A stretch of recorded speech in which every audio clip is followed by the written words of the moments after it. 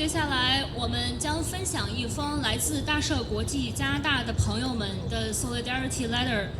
As we gather to commemorate during the force here today, next we will be sharing a letter of solidarity from friends from Amnesty International Canada. Hello from Amnesty International Canada. As you may already know, Amnesty International is a global human rights organization with 10 million members worldwide, all working to defend and protect human rights. Amnesty has worked for decades to assist in the fight of human rights in China. We have worked to support people's struggle to actualize their inherent human rights in the face of their government-consistent suppression. On that fateful day, during the force 1989, Chinese troops shot dead hundreds, if not thousands, of people who had taken to streets and Tiananmen Square. Chinese authorities ruthlessly stamped out their peaceful protest, and the events of that day were permanently attached to the history. Myself was a high school student that day, about to graduate. I have already been a member of Amnesty International for 2 years, and the images of students protesting and of the tank men of Beijing was certainly attached in my memory forever. A year later, the first commemorative vigil was held around the world. That year, I was at an Amnesty International conference here in Toronto and still remember the power and stillness of walking the streets with so many activists and peace-loving people with our candles lit.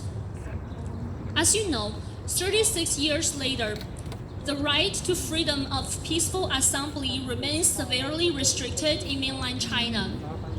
They have called protests a disruption to public order, and under President Xi Jinping, restrictions have grown even tighter. But some brave people still gather to speak out, despite the risk of being arrested. Since 2012, the already limited ability to exercise freedom of expression has been restricted even more. It has become effectively impossible for activists to hold public protests, in part due to increasing control over non-government organizations through the foreign NGO law.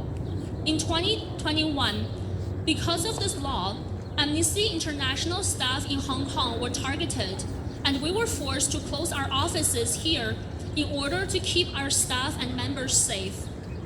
But because we never give up, Amnesty International has launched a new Hong Kong section based overseas.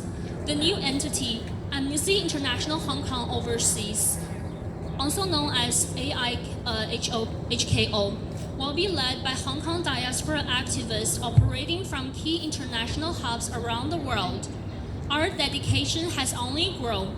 We're now ready to intensify our efforts to build new communities of support driven by the Hong Kong diaspora, said Chingman Lop, the new AIHKO Executive Director.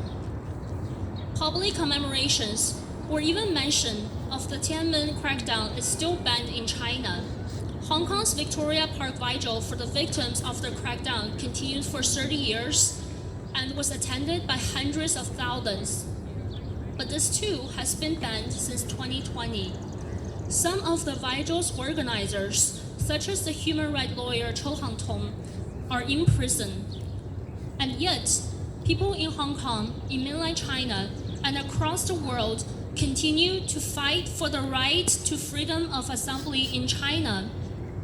Peaceful protests can be ruthlessly suppressed, but it will never be completely silenced. Amnesty International will always by your side. Regards, Kim Doyle Tharson, Income Chair of the Board, Amnesty International Canada, English speaking. Thank you.